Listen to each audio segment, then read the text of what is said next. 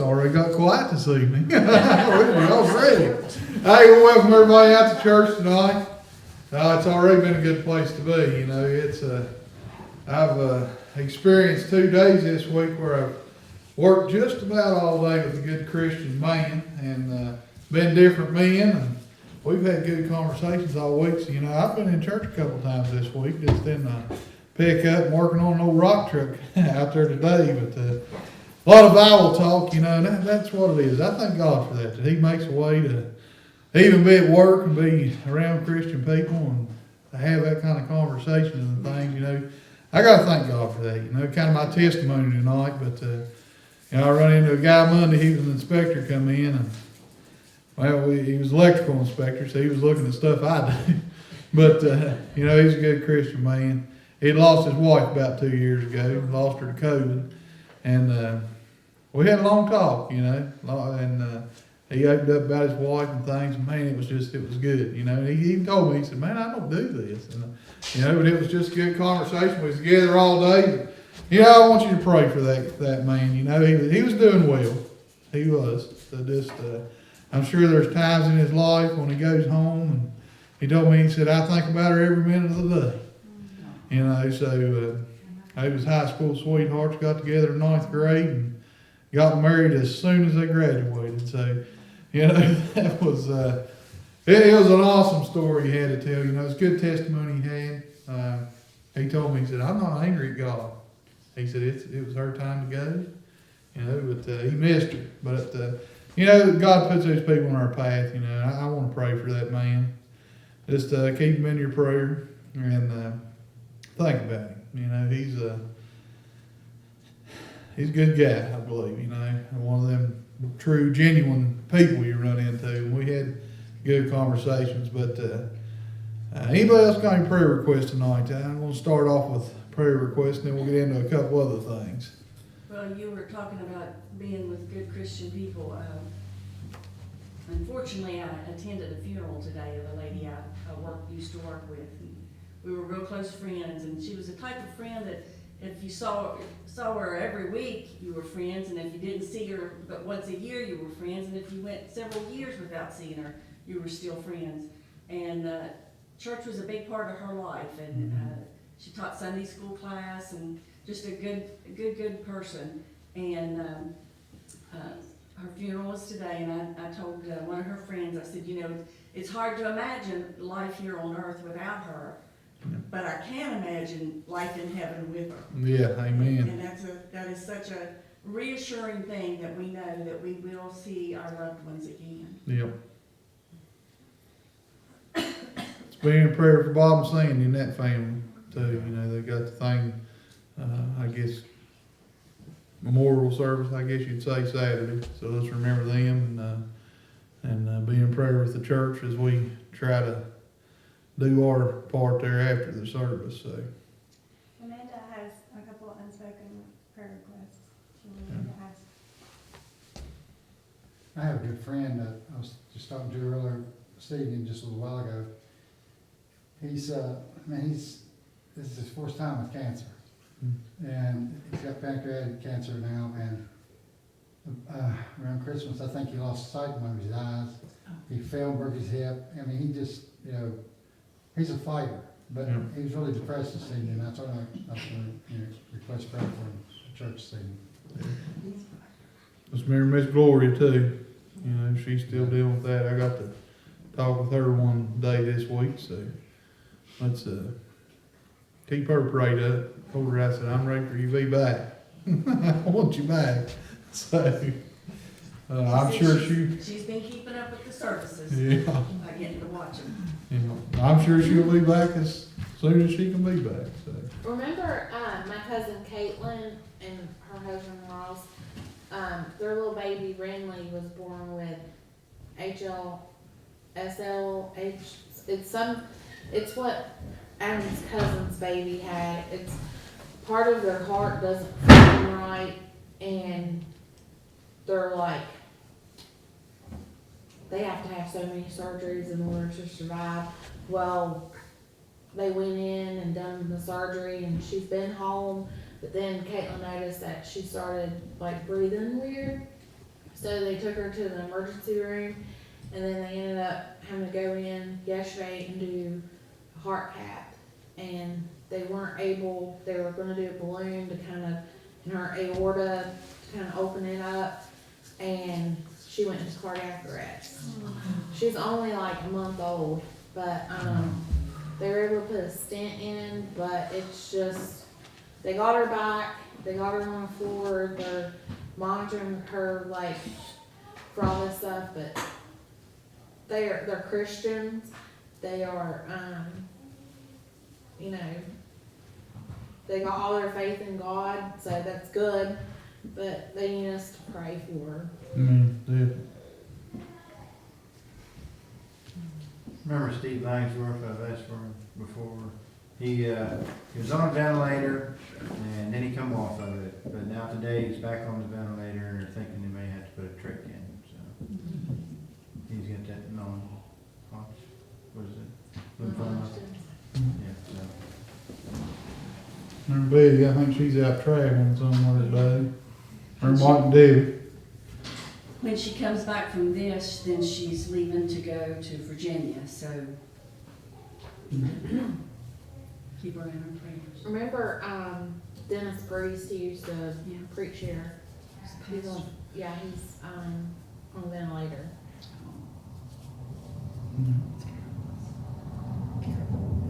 Remember VBS, working on the church. That's two, you know, I don't want to forget them. I try not to forget them praying, you know, is working on the church and VBS, that's our things right here, that's us, so. Graduation's coming up. Yeah, remember them graduation kids that's going out? I went to one grandson's this morning and got the one I take care of, Smart. They're just in pre-K, I think that's what they're called. Mm-hmm. This, especially remember Saturday that, you know, we're gonna have the Polly family in here. Mm-hmm. That this church would be the witness it needs to be to them. Yeah, definitely. You know, it's really a busy time. Everybody had to redo their plans and everything, but still, God's in it. He'll take care of it. Yeah.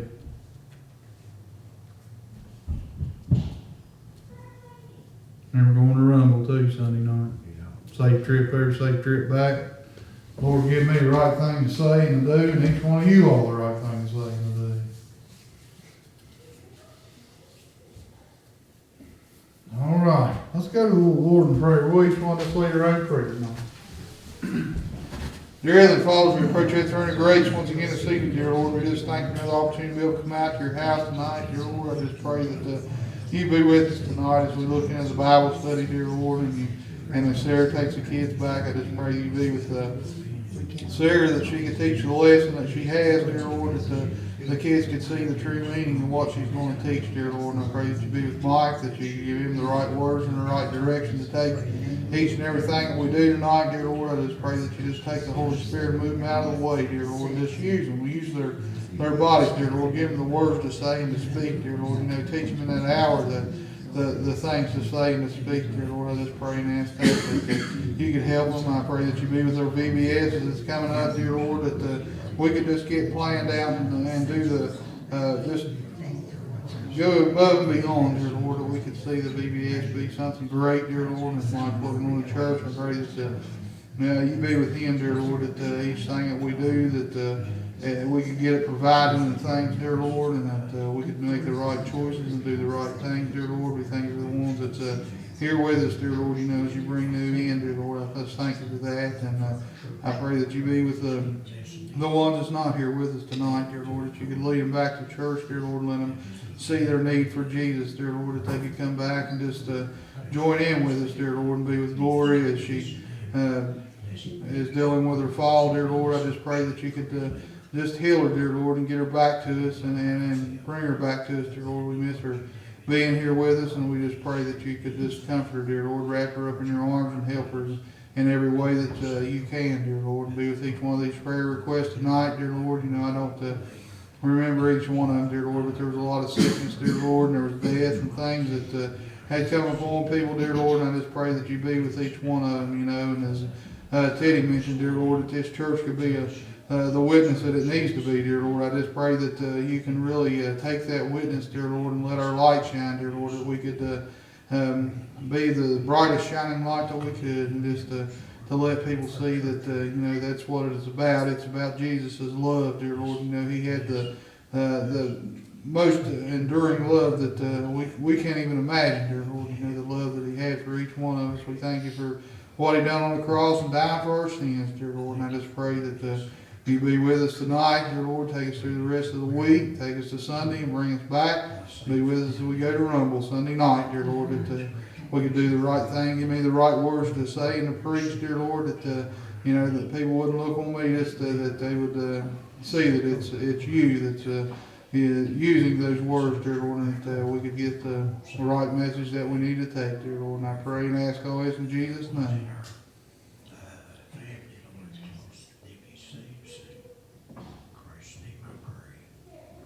Amen. All right. We're gonna have a lot of watermelon. If anybody wants a piece of in turn. You might want to hang on this second, sir, before you leave. I can just tell her there's cakes back there if you want to let some. Oh, there's cake too. Okay. I'm gonna open the doors up to the church for anybody that'd like to join tonight. Because I think we have some that does. So if you would like to, we're going to open the doors for the church for membership. Yeah. So if you'd like to, come.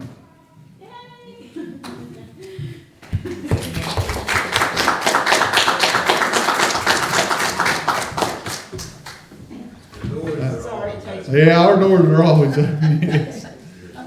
But we did have some, I think a whole row's coming. So,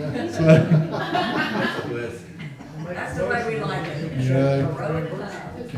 Family that prays together stays together. Bud made the motion to accept them as members coming in on experience. Teddy seconded. All in favor? Aye. I will come up and give them right hand fellowship now.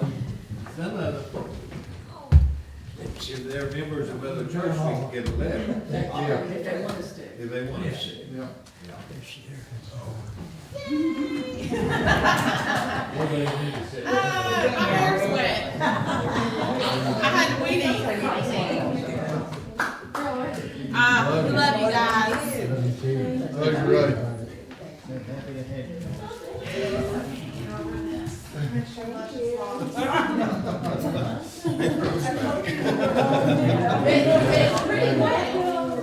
Pretty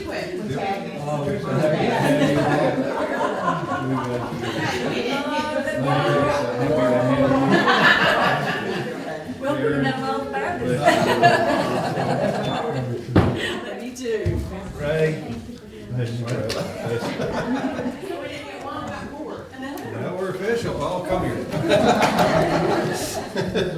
Hey. I'll tell you, if anybody's a member of another church and wants to send a letter, that we can do it. I don't know, but I don't think I don't know. That's fine. I don't think I know of, I don't know. I felt they had to join this one. This has just been the first one, right? Well, we welcome you. We've already welcomed you, but That's the first time I think I've ever been First time I've ever. joined in a church, I can remember. yeah, Because Well, I've been amen. there for years, yeah. but, I went up there for a long time. A long, I was little. Amen. Real quick, new members, Lynn is wanting to get, meat trays, vegetable trays from Legacy for the dinner on Saturday. Is everybody in favor of that? that okay with everybody? Everybody good with that? But we'll still bring, I'm still gonna bring like a couple dishes. And I'm gonna bring up, I mean, if you could bring something, that's fine, but that's gonna be the main entree, is to have the breads and the meats and stuff like that. I make rolls. Yes, bring something. I'm just not gonna be here. You're gonna what? Make rolls. Okay. I'm gonna call for salad and bread and cheese then. Okay. So, Jay said that some of those folks will bring in stuff, so I don't know what. But I don't know what they are and how many, so.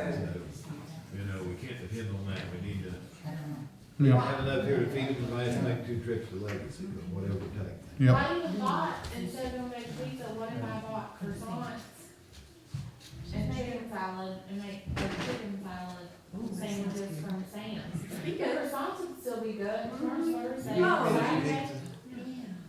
You eat Yeah. veggie pizza? Do you really? Mm-hmm. He's our pastor.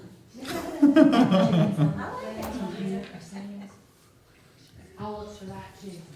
Yeah, if they don't, they make like the one tubs and then we can just throw them together real quick.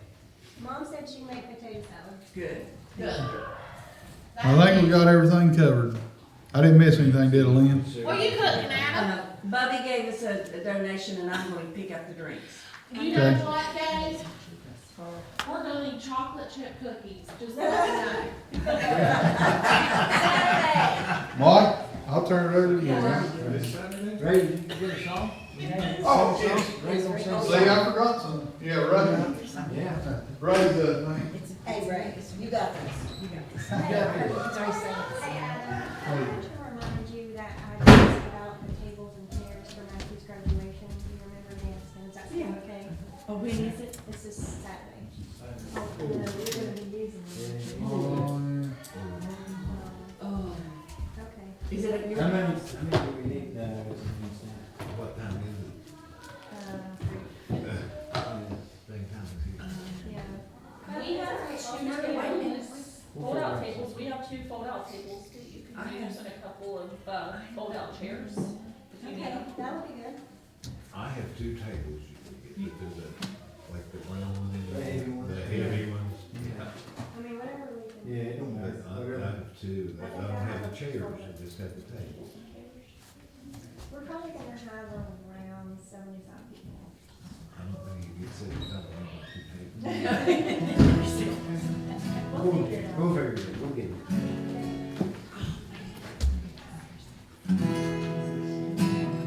Y'all pray for me, this is a new song, I've never, I worked on it a little bit, but not enough, probably.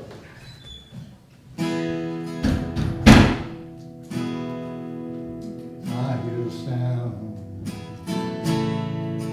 mighty rushing wind, and it's closer now than it's ever been. And I almost hear the trumpet. It comes down to call at the midnight cry. We'll be going home. Jesus steps out on cloud of his children, getting crushed around, leaving in the air, in the happiness.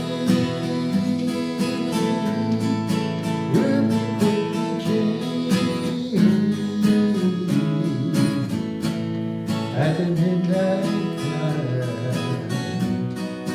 Jesus comes again. I look around, prophecies fulfilling, and the signs of time painting everywhere. I can almost hear the Father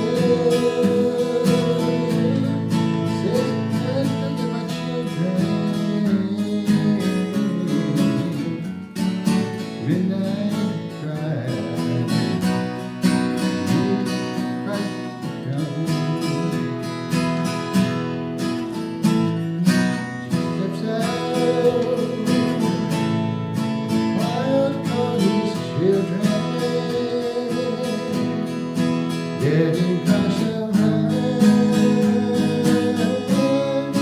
we live in the air. Then the light we made will be quickly changed. At the midnight cry, Jesus comes again. And then those that we made will be quickly changed. At the midnight cry, Jesus comes again.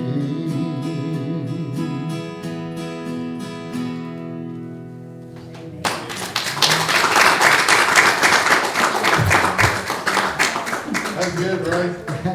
Thank you. You know, Hey, just it's good to who see- that was as a member of the church. Yep, Oh, it's good to see them guitars. like that's the that. first song I sang since I've been a member. That's the first song. That's right. You ready? Yeah, I'll let you go ahead. While I'm standing here, and,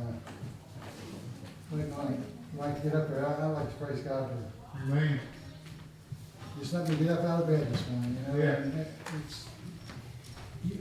there's just so many blessings that He gives us, there's no way that we could ever thank Him enough. We thank Him every second. But God's been good to me. Even when I wasn't good to Him, He was good to me.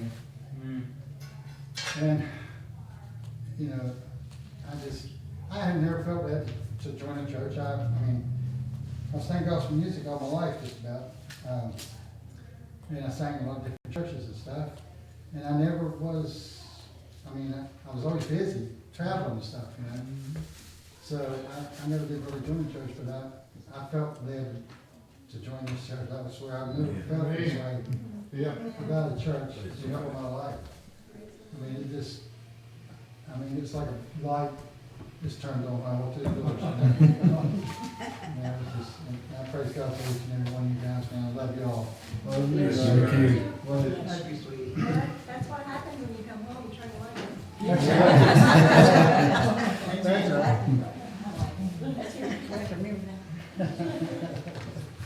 All right. Well, I guess I learned my lesson. I'll never give homework out. Had nobody over here. Adam's even throwing me off here. He's sitting over here, so I almost said with Buddy. that's fine. That's absolutely fine. You're on the right side, that's all that matters. Yeah. We'll get her all. I figured if I said over here that I ran off everybody off that side, maybe I'll run some back over. Get everything set over here.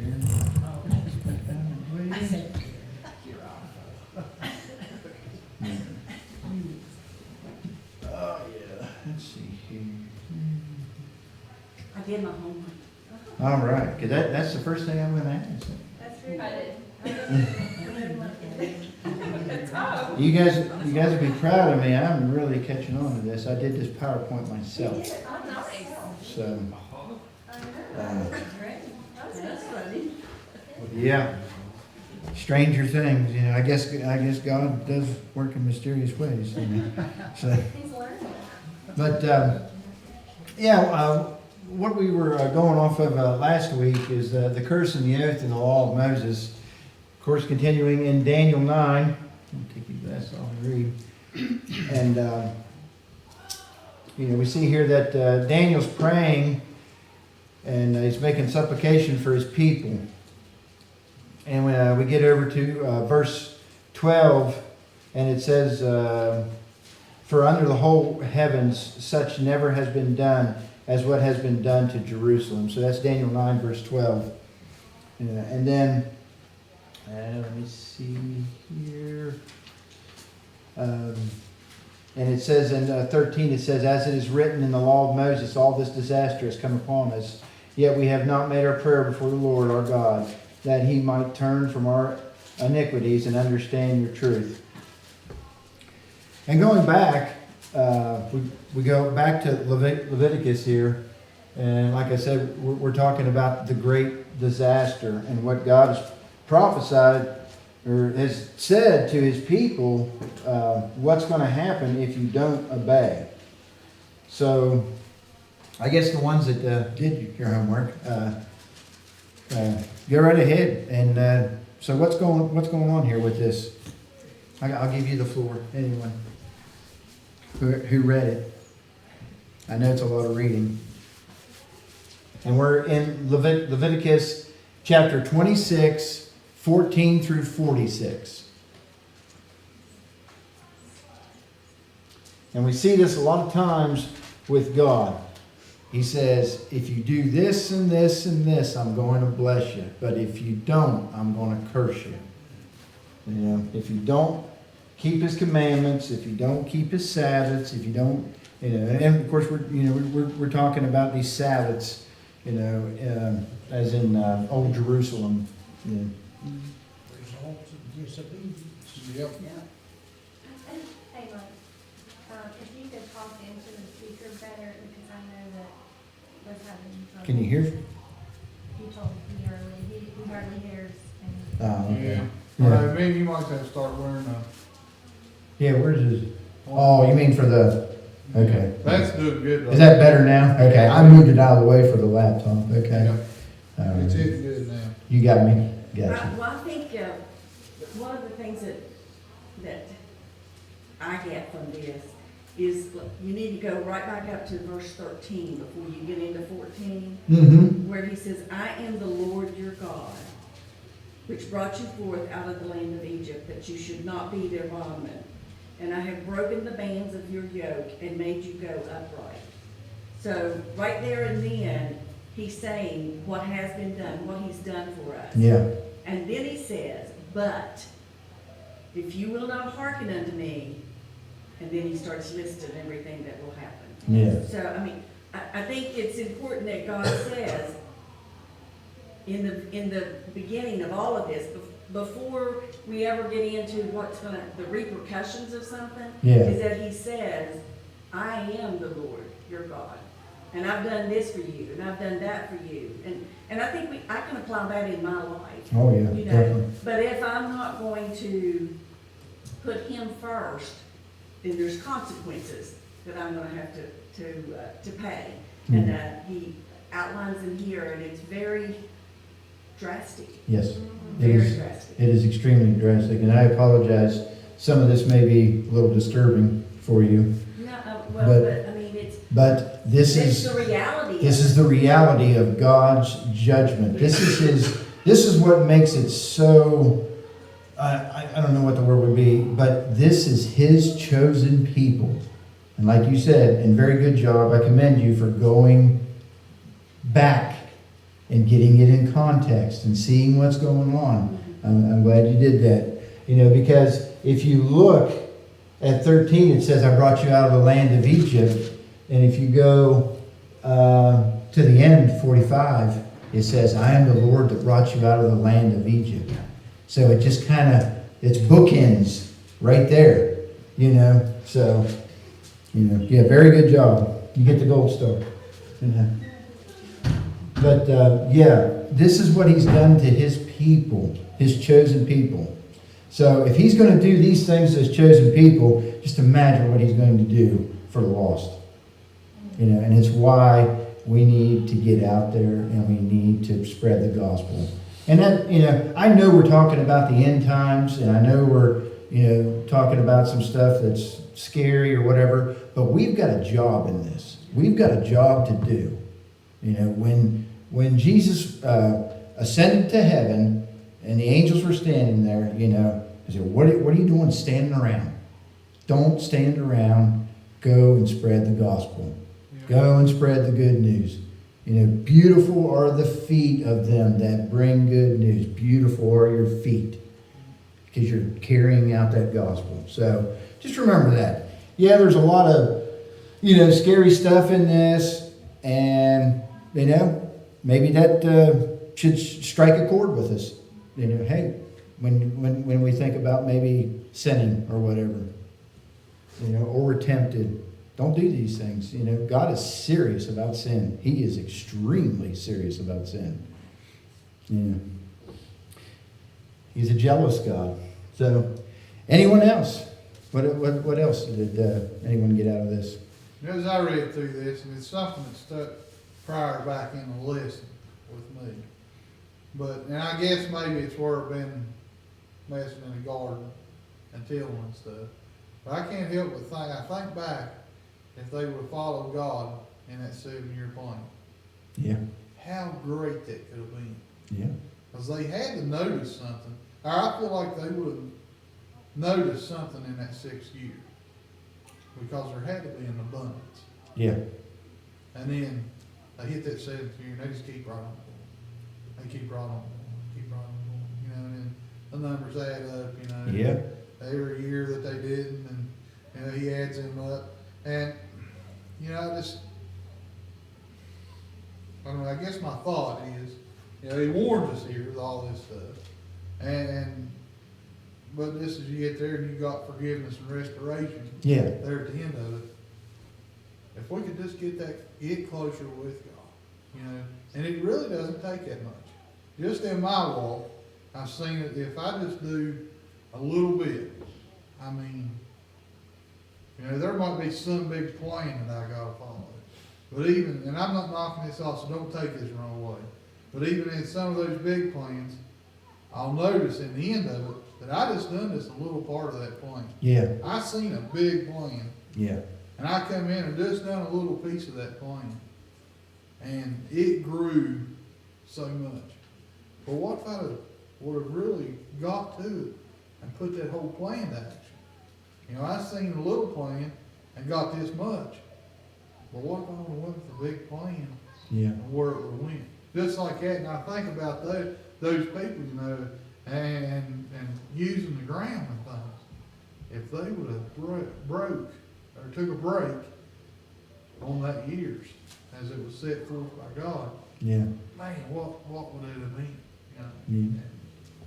You know, as I read that, you know, that's where that stuff takes me more, less than scared. It's, you know, well, how can I do better than they did?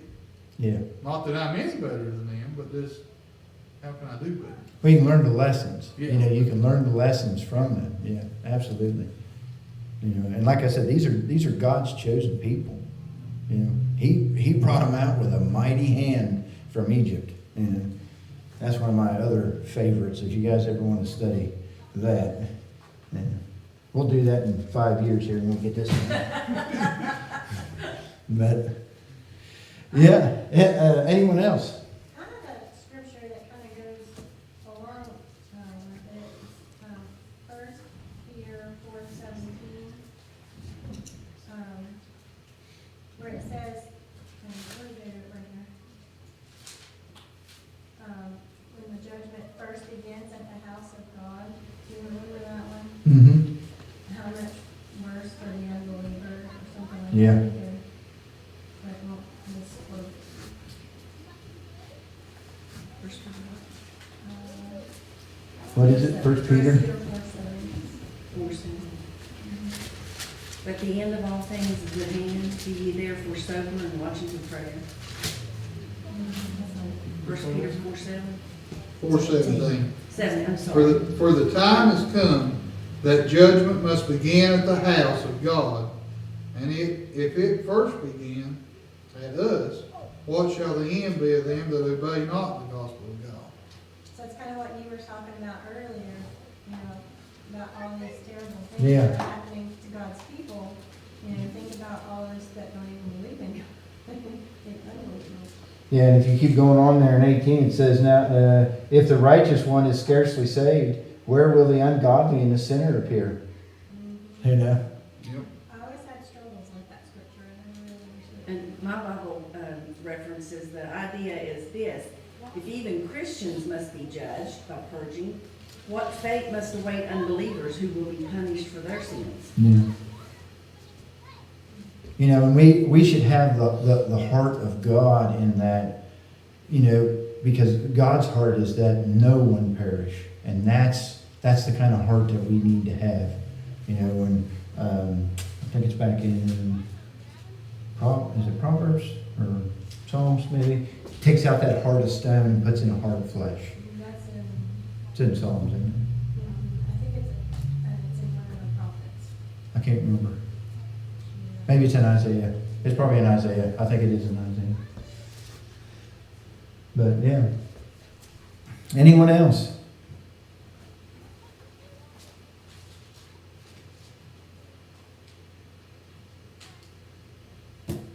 So we see that there is going to be forgiveness and restoration. But let's go back to Leviticus 26:14, and we'll go through this. It's Ezekiel 11, just in case you're wondering. Okay. I was way off.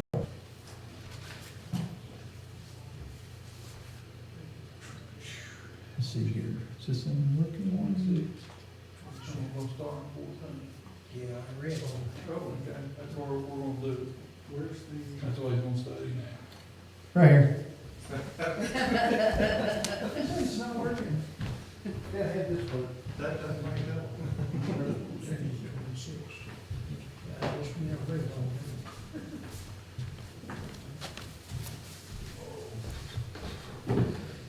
And like I said, this is third book in the Bible, and this is spanning from Leviticus to Daniel to Matthew to Revelation. Just keeps going on and on.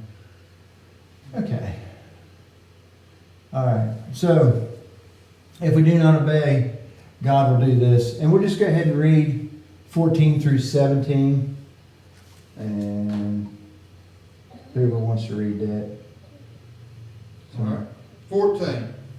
But if ye will not hearken unto me, and will not do all these commandments, and if ye shall despise my statutes, or if your soul abhor my judgments, so that ye will not do all my commandments, but that ye break my covenant, I also will do this unto you.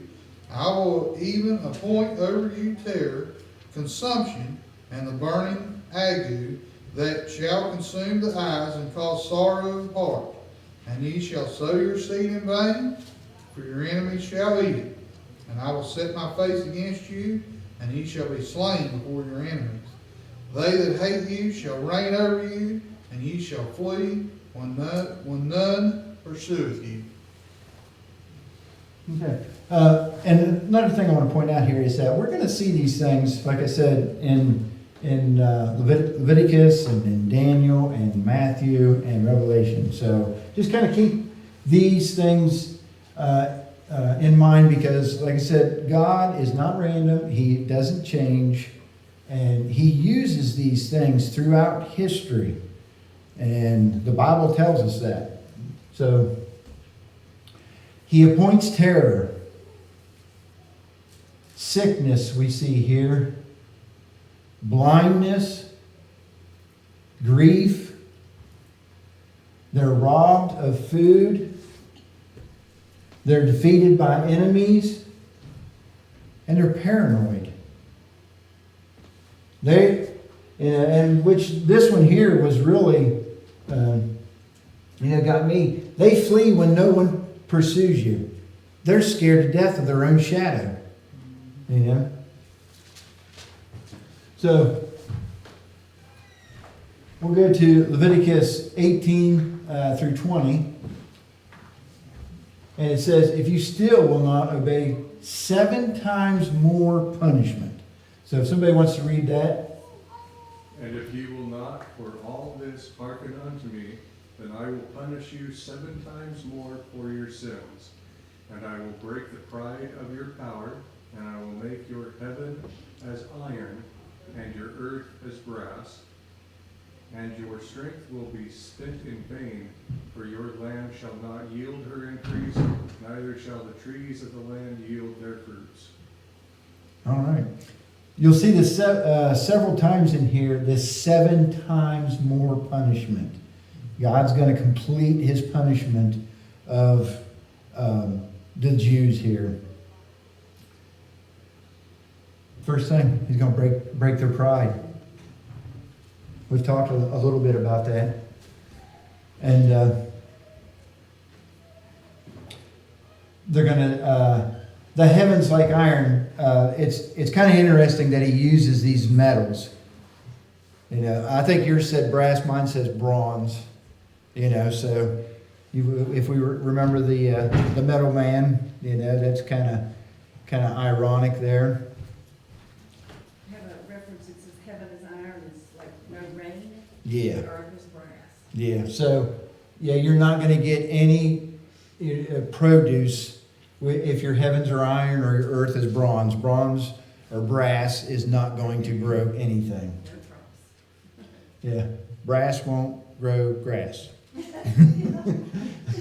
So, say that slowly. Don't say it very fast.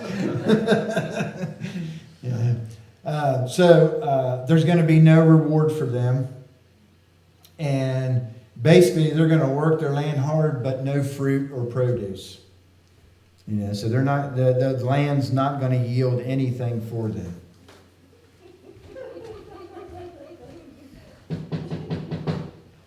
All right. So, here we go with Leviticus 26, 21, 22. It says, if you walk contrary to God, 7 times more plagues. Okay, so someone want to read that? 21 and 22. I'm guessing you mentioned the 7 times in 18? Yes. Okay.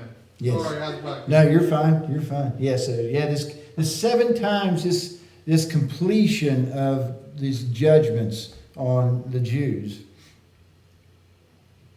But 21 and 22, if somebody wants to read that. And if you walk contrary unto me, and will not hearken unto me, I will bring 7 times more plagues upon you according to your sins. I will also send wild beasts among you, which shall rob you of your children, and destroy your cattle, and make you few in number, and your highways shall be desolate. So he's going to send wild beasts to kill your children and livestock. And the highways are going to be desolate because there's going to be very few people because of this plague. All right. If you walk contrary to God, 7 times more punishments. Leviticus 26, 23 through 26. And if you will not be reformed by me by these things, but will walk contrary unto me, then will I also walk contrary unto you, and will punish you yet 7 times for your sins. And I will bring a sword upon you, that shall avenge the yes, of my covenant. And when you are gathered together within your cities, I will send the pestilence among you, and ye shall be delivered into the hand of the enemy. And when I have broken the staff of your bread, women shall bake your bread in one oven, and they shall deliver you your bread again by weight, and ye shall eat and not be satisfied. All right. So we see here there's going to be war. There's going to be pestilence. He's going to send pestilence. They're going to be defeated in war, and there's going to be famine. And this one here, we're going to take off in a little tangent here, because not a tangent, but a different road here, rabbit hole, whatever you want to call it. But remember when I said Leviticus to Revelation? Okay? So, we're going to go here. This is what we're reading in Leviticus, and I want you to go to Matthew 24, 4 through 8. And you've heard me mention this before, and this is what is known as the Olivet Discourse. And what this is that they're on the Mount of Olives, Jesus and his disciples, and his disciples come to him and say, when these things will happen, tell us when these things will be, and what will be the sign of your coming and of the end of the age. Okay? So if somebody wants to read 24, 4 through 8, please. And Jesus answered and said to them, take heed that no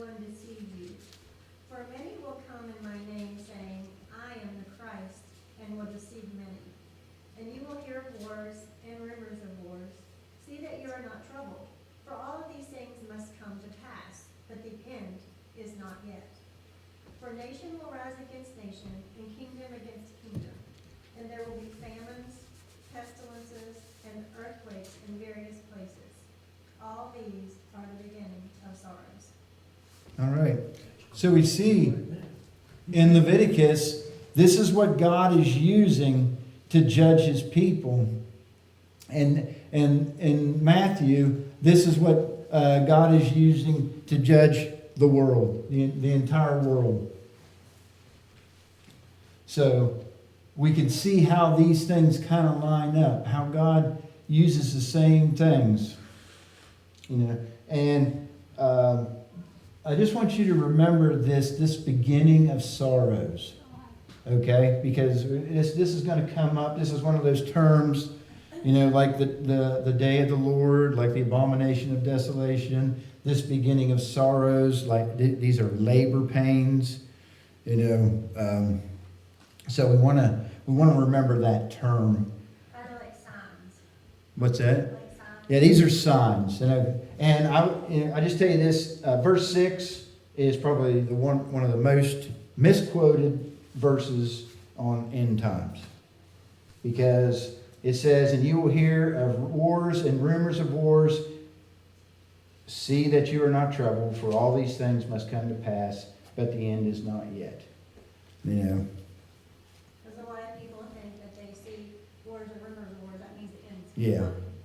coming. I think I was telling Gabe, I Googled one time, from the time America was a country to 2017, I don't know if you remember this or not, I think we were talking about it a long time ago.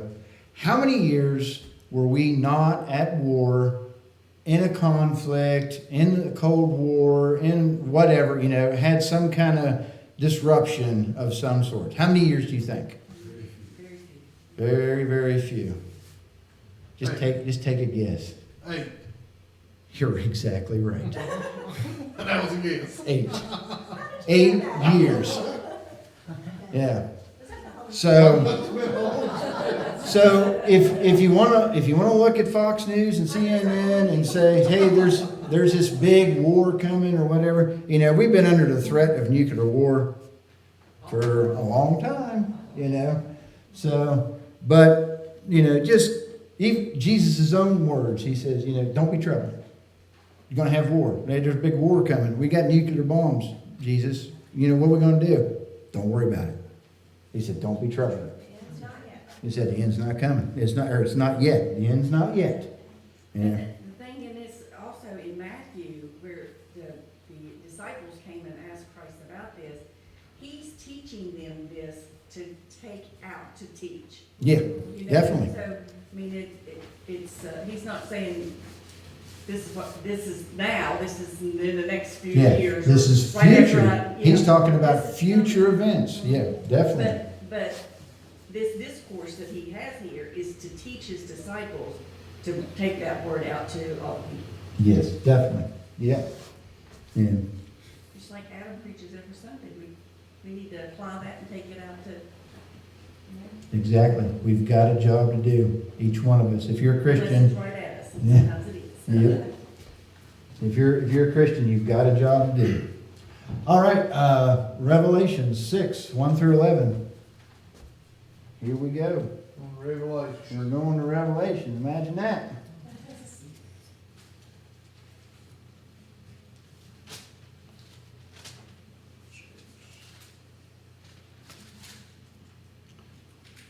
And this is talking about this scroll. And I don't know if anyone's read Revelation or not, but there's a scroll in the one that sits on the throne. He has it in his hand. It has 7 seals on it.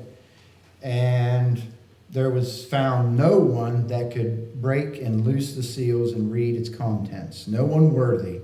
Not in heaven or above the heaven or in below the earth or anywhere like that. And then he sees a lamb that had looked like it had been slain, and it was found worthy to break the seals and read what was in it. Okay, so we know that's Jesus. He's worthy of breaking these seals and reading what's in these things. So that's kind of the foreknowledge or whatever too, or where we're, before we get to this, that's what's going on. I know you're just saying the story, but like, even as you're saying it, I can just feel the Holy Spirit operating in my heart, just like, that is so important. Like, there is nobody worthy. Yeah, there was none found worthy. And, you know, like I said, John is writing all this stuff down as he's in the spirit with whatever angel he's with. And we know he's with an angel because he bows down in front of the angel to worship the angel, and the angel says, "Don't do that. I'm a fellow servant too." You know, so we know that's what's going on here. But yeah, so we know that he's taking all this notes down, and it just what he saw was just had to be. How could you ever want to come back to earth, after seeing all these things, But he had to write it down and send it all out and everything. We got 7 churches. So, chapter 6, 1 through 11, if somebody wants to read. I don't know. I'm sure your Bibles are, just someone read 1 and 2. And I saw when the Lamb opened one of the seals, and I heard, as it were the noise of thunder, one of the 4 beasts saying, "Come and see." And I saw, and behold, a white horse, and he that sat on him had a bow, and a crown was given unto him, and he went forth conquering and to conquer. All right. So we see here a representation, a man that sits on a white horse, and he's conquering. He's going out to conquer. All right. 3 and 4. And when he had opened the second seal, I heard the second beast say, "Come and see." And there went out another horse that was red, and power was given to him that sat therefore to take peace from the earth, and that they would kill one another, and that was given unto him a great sword. Okay, so here we see that this red horse is going to make war with the earth. It's going to take peace away from the earth. 5 and 6. And when he had opened the third seal, I heard the third beast say, "Come and see me." And I beheld, and lo, a black horse, and he that sat on him had a pair of balances in his hand. And I heard a voice in the midst of the 4 beasts say, "A measure of the 4 beasts, wheat for a penny, and 3 measures of barley for a penny, and thou hurt not the oil and the wine." Okay, so we see famine here, and it is with this black horse. I heard a phrase one time. It said something about like in the end times, a bag of gold could buy a loaf of bread. So. All right, 7 and 8. And when he had opened the 4th seal, I heard the voice of the 4th beast say, "Come and see." And I looked, and behold, a pale horse, and his name that sat on him was Death, and hell followed with him, and power was given unto them over the 4th part of the earth, to kill with sword, and with hunger, and with death, and with the beasts of the earth. And that was the one thing I forgot there. Remember when the children were killed with the beast of the earth? Okay, same thing here. And we're talking about pestilence here also. With hunger and with death. Seeing how God lines all these things up, and He's the same. He does these things. Me and Steph were talking earlier. We're not going to understand God completely, but we're going to understand how He does certain things. And I think it's just so important to try to understand. He's given this Bible to us. He gives us His Word, and all these things are in here, and it's all intertwined. So blessed are we that read and understand. I don't think I could ever forget that verse. What's that? It's just, I got a story behind how God make you remember something sometimes. Oh, yeah? I can never forget verse 8 right there, because it's one of my favorite. I used to watch this movie all the time. It's on Tombstone. Oh, yeah. When the first scene, when they go in, they mess up that wedding party, and that preacher that's there is telling them, man, that one guy says, yeah, he was quoting the Bible, and he quotes verse 8 in that movie. That preacher is. Yeah. And, yeah, when, you know, you can't help but think when you read those verses like that, it is, I guess that scare comes out Yeah. in people. You know, you think about that, because you think Pale Horse. Man, that thing's sick. You know, just, you get your mind there, but I like how you bring it out. You really got to look into it. You got to think about what it is. Yeah. You know, what they're talking about, you know, because you read that one prior to that where it talks about famine, and, you know, anything can pull out. I remember reading that one there when I studied it, and it stuck out to me, him holding up that pair of balances. Yeah. And it took my mind elsewhere.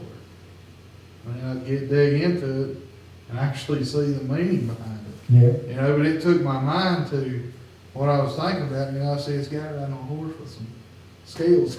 You know, just, and it takes your mind somewhere else. But, you know, and even breaking it down like this, it works good. You know, you really got to. And I ain't gonna say you're gonna be 100% right, or I'm gonna be 100%. I guarantee I'm not 100% right. Yeah, you know, we might so- run into something that is working. I guess is what I'm trying to say. But, yeah, like I said, just try to let the Bible interpret the Bible, you know? So, I mean, it's in Leviticus, it's all the way in Revelation. It's pretty, you know, ironic that in Leviticus you're going to have beasts, and then in Revelation you're going to have beasts killing, you know? So, and another thing, you know, like you were talking about the pale horse. Of course, these are what John is seeing. This may not be, you know, we're not going to see these riders conquering on horses and stuff. Good point. You know, Yes. I mean, this is something different. I mean, if you go back to 5 and 6 with the famine, you know, we're you know, this guy's not going to ride in with those scales like in, hey, you know, your bread price went up. Yeah. You know, it's not going to be that. It's going to be, you know, stock market falling. It's going to be whatever, you know. It's a representation. Yeah, it's a representation of something that we should look for in the future. Okay? But remember, like what it said, like what Jesus said, you know, the end is not yet. You know, these things are coming. These are birth pains. That's the same thing as those sorrows, the beginning of sorrows. You know, when you're pregnant, the baby just doesn't come, right? Women, when you had a baby, I've never had a baby, you had a baby, you had a couple signs beforehand, right? Just a couple? You know, a little bit? Okay, so just a little bit. You know, so it's going to go, and then, you know, right before the baby's born, was it easy? Or was that the hardest time? That's probably the hardest time. You know, so keeps coming and keeps coming and keeps coming, and then boom, there it is. The water's gonna break here. The water's gonna break here, you know. So Did you hear what I said? no, what's that? The hardest part comes right before the crown. Yeah. You're exactly right. Good point, you know. Yeah. Oh, that was good. Yep, there you go. I mean, that's true. Yeah. Yep. I think we could, that's a bumper sticker. Oh my goodness. Divine revelation. But yeah, absolutely. I like it. I like it. The hardest part. Okay. I'll just quit. But all right. 9 through 11. If someone will read that. And when he had opened the fifth seal, I saw under the altar the souls of them that were slain for the word of God, and for the testimony which they held. And they cried with a loud voice, saying, How long, O Lord, holy and true, dost thou not judge and avenge our blood on them that dwell on earth? And white robes were given unto every one of them, And it was said unto them that they should rest yet a little season until their fellow servants also and their brethren that should be killed as they were should be fulfilled. All right.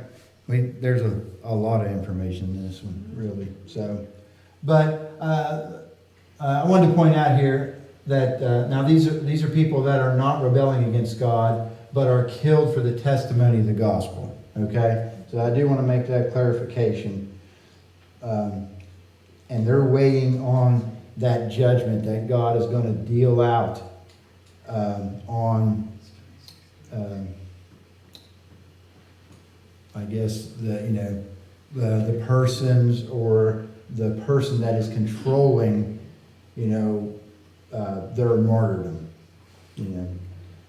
But very interesting here. It says, but they should rest a little while longer until both the number of their fellow servants and their brethren who would be killed as they were was completed. You have to trust in the Lord. That it will all come when it's time. Yep. What does that mean, the number? Does everybody say, I have New King James, I don't know what everybody else is reading, probably King James. Does it say the number of their fellow servants and their brethren?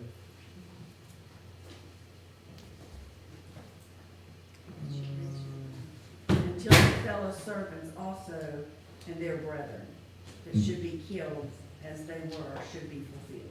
Okay. Fellow servants. All right, so there's a fulfilling of a number here of martyrs, which is interesting. I don't know, what's that? Does that reference like, how there were so many, that were, dressed in white robes? That would be over in chapter 7, verse 9. But is that, I wonder if that's in reference to that? I don't know. Yeah, I don't know, because these are specifically talking about martyrs, and these ones here it's just a great multitude that no one could count. But doesn't it say somewhere that it's like a specific number? Like Well, you're talking about the 144,000. That's 12,000 from each That's tribe. not that one. No, it's not that one. Yeah, we'll get into all that. Bits and pieces of information. Yeah. Have to connect them. But it's just interesting. It's just one of those things. I mean, we don't know. We don't know the number. That God knows the number. We don't know that. But it's just interesting to know that He's got it planned down to the soul. Which just lets us know every soul matters. That's right. He's got it planned down to the soul. This is what mine says, that rest yet for a little season, wait a little while. It is difficult for these martyrs to understand why God would allow their murderers to live. Yet God asked these saints to trust Him. Hey. Go ahead. Sorry. No, that's it. That reminded me of a song my grandma used to sing. Maybe they know this because they sing a lot of my grandma's songs. Wait a little longer, sweet Jesus. Do you guys know that one? I used to sing that, but I don't think I have a copy of it anymore.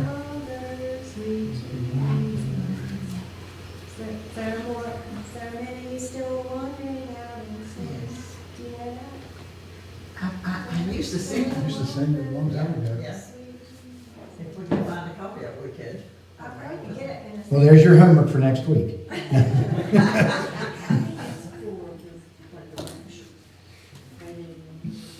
But yeah, I thought that was interesting, and we'll learn a little bit, more about this. I don't want to go into really, really great detail about this and why they have to wait for a season, and why they're even waiting at all. So, but we'll go into that, once we go into the Revelation verse by verse. But I can tell you how many will be. you can tell us. You'll probably be able to divide by 7. Divide by 7. Somewhere you'll be able to divide by 7, or 490, or 70, or whatever it may be. But I wanted to say that I didn't add, if you go down in the chapter, I didn't add the sixth seal there, because if you see, these first 5 are dealing with things on the earth, or, people on the earth. When we get to the 6th seal, and this is where we started. Remember when I said about the red moon that I seen when I was 9 years old, and I went in, and this is, I read this. Okay, this is something different. These are cosmic things. These are things that, the buying of the bread and setting the price of the bread, the wars, can be controlled. Of course, God is always in control, but are more related to like things on the earth and what humans can do. This is only what God can do in the 6th seal, okay? We cannot darken the sun. We cannot make the moon go blood. We cannot make the stars fall. We can't do that. All right, so just wanted to add that in there. So I hope you've seen some interesting things. Any questions on this? Any comments on this? Like I said, I just want to show you that, God's kind of doing the same things throughout history. So, anybody?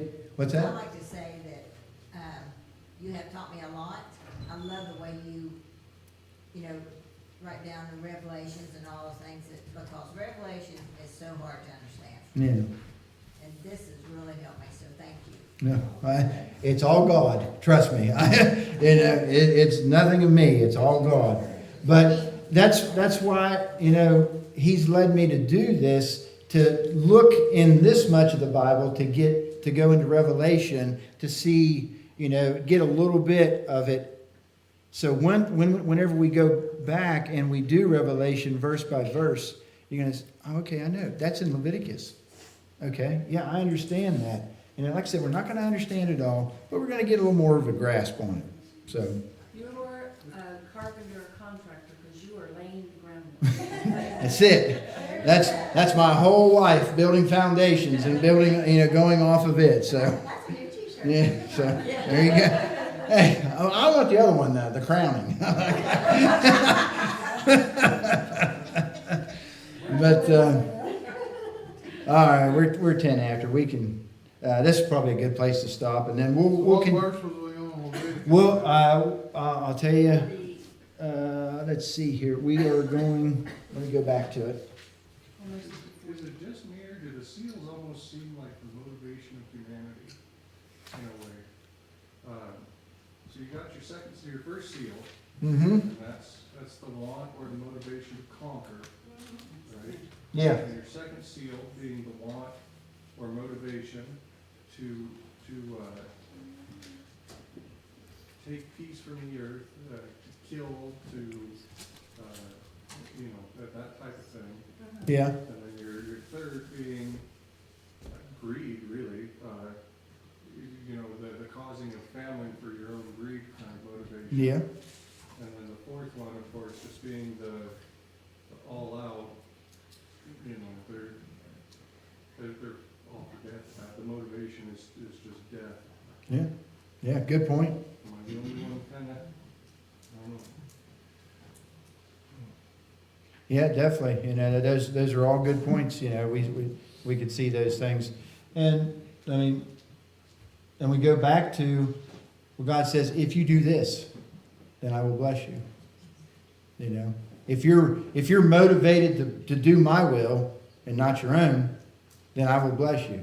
But when you're motivated to do your own will and make for yourself your own idols, whatever it may be, if you don't think you have an idol. You can't have an idol nowadays. Yes, you can, and most of the time it's me. You could in essence say in Leviticus what we read was tribulation period, just like tribulation periods coming in Revelation. Yeah. Yeah. Because of disobedience. Yep. And that P word. I have a Right. question. Sure. Are these the same seals that Daniel talks about in chapter 12? Yes. Very cool. Laura's doing your homework for you, Mike. Yeah. heck going? She spoiled it because we're going from 9 to 12. All right, so there's spoiler alert. Spoiler, yeah. And guess what? It's the prophecy of the great time of trouble, is what my heading is. And that's chapter 12. And Daniel, like I said, when we go to Daniel 24 through 27, I don't think I said that right last week. It's 24 through 27. I think I said 24 and 27, but it's those 3 or 4 chapters or verses there. Daniel, man, he just gets so much information in like those 3 verses, and then chapter 12 is just packed full of stuff. And it may take us a little bit to get through that. But what I was wanting to say was Leviticus 26-27 is where we'll start next week. And we'll finish this up. And, I know it looks bleak right now, but in 40, the restoration's coming. God's gonna, he's gonna forgive them. He's gonna take them back. Remember, this is the exile. This is the reason why they were exiled. And then he's gonna bring them back. And that's what we're gonna get to in chapter 9. So, my wife, she loves the dreary stuff. Not. But thank you. Adam, I'll let you roll. Let you roll. This is 26, 26, 27. That's where we're picking next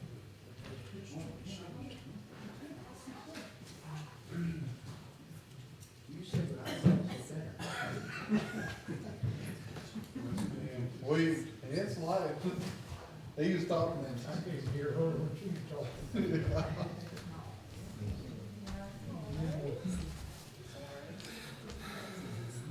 Another good Bible study.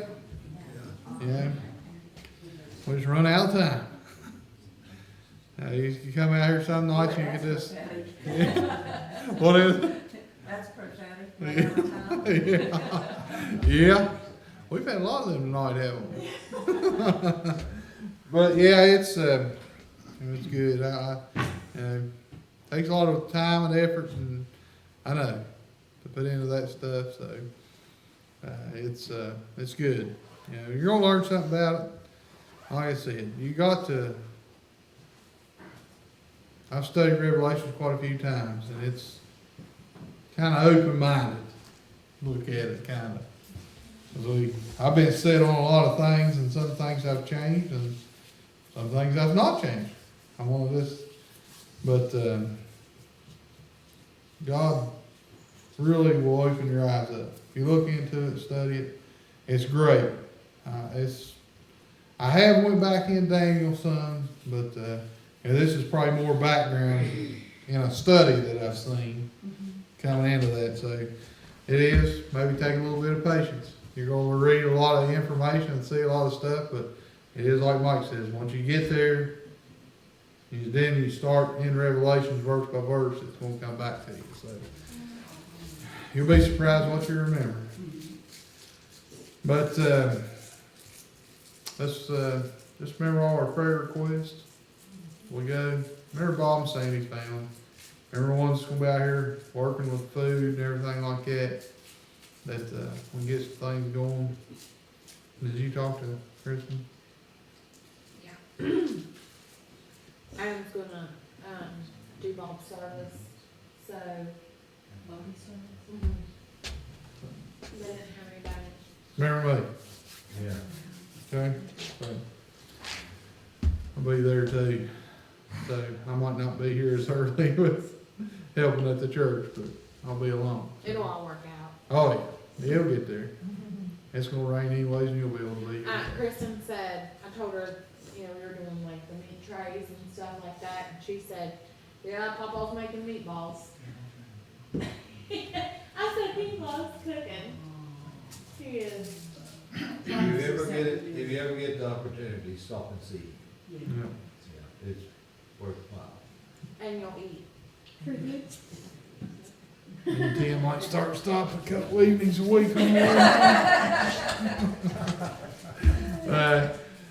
All right. Well, You'll be thrilled when you see some of the things they introduce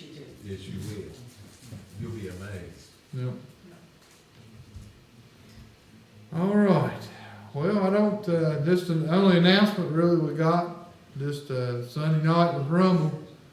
We're going down there, and all the help we can get. If you wanna bring some friends in Saturday, I'm sure there's Lynn, she's kinda heading that up, I believe, so. Bring some friends with If you need some help. Oh, right. Yeah. Oh, to eat? No, I was meaning You don't to, need no help me. yeah, need some help if Lynn needs something, or if you wanna help, get with Lynn, cause I think she's kinda, I think you're heading that one up, kinda, Well, aren't yeah, you? 'cause I think everybody else is pretty much tied Yeah, up, so, so. God, Yeah, if you need that, just remember that, Sunday night Rumble and, our VBS. Mrs. Very Harold close. was gonna go with us in the van on Sunday, but she let me know today that she's gonna go with her nephew. And she wanted to let me know in plenty of time because there'd be an extra seat in the van. Yep. So she's still going? Yeah, she's still going. So, and, the sing down at Carbondale too, June 3rd, cause we've been invited to that. Do you know how many people is gonna be on the van? Anybody know? Let's hope it's full. Well, I think Ray, you and Karen want to ride on the Yeah, van. I think I'm We're gonna gonna drop that. Yeah. All right. Do we all wanna meet here and go together, or? We're gonna leave about, You not right? no, He can ride, yeah. Uh, Okay. I think I already So we won't wait. Are y'all going to the van? We don't really even need the van. Well, Wait, Well, I I think- think it's not what they're. Are you gonna ride the We're van? gonna ride the van. Yeah. Okay, Yeah. they're gonna ride the van. They're gonna ride the van. Yeah. Thanks, wasn't you and Stephanie, Mark? What's that? Wasn't y'all riding the van? I don't know, I was thinking about driving, I'm not. Okay. Whatever he says. Mom, We got plenty of room. We've got that. We'll get her in there. Everybody bring them. That's subject to change. Yeah. well, All right, kiddos, just you so ready? y'all know, Davin does not like watermelon. He gagged. He gagged. I thought, here it goes. There's a half a big watermelon back here for anybody on the street.